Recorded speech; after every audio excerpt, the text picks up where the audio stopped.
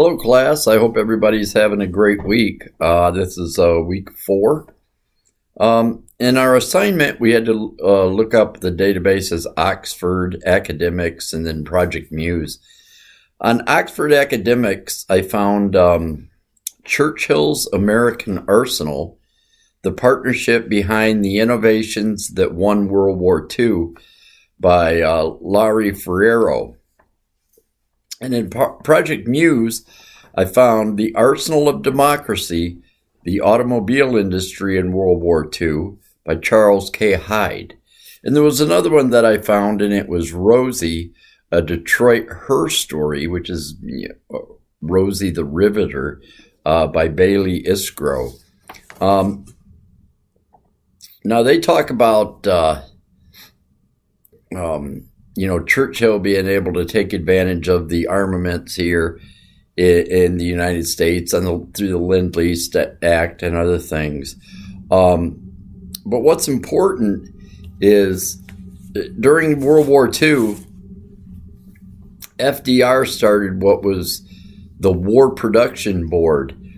And this was to help. The War Production Board was implemented to turn factories that were making consumer goods, turn them into factories that were making armament, machinery, ammunition, tanks, airplanes, and equipment for the war goods. And he tapped Donald Nelson, who was the executive vice president of Sears and Roebuck at the time, to be the chairman of the board of the War Production Board. Now, Donald Nelson was, if you think about Sears and Roebuck back then, Sears and Roebuck back then was like the Amazon of today. Everybody in the country really shopped at Sears and Roebuck, and it would be pretty exciting to get a catalog every year. It'd be really thick, of everything in the catalog.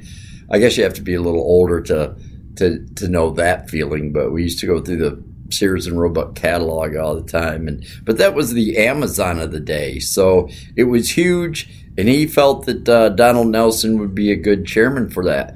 Well, then Nelson and FDR, they appointed William Knudsen, and he was the president of General Motors, and they got him to be able to work in the automotive industry. He had worked at Ford Motor Company, then he became the president of General Motors, so he knew the ins and outs of the automobile industry.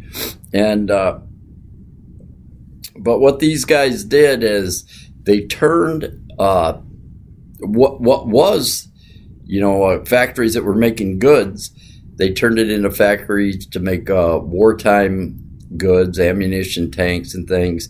And there was actually over 700,000 people in Detroit working around the clock, 24 hours a day, building planes, tanks, ammunition, and just all kind of stuff for the War Production Board.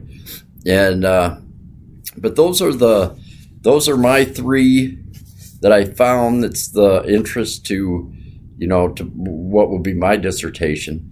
And but I hope everybody has a great week, and take care.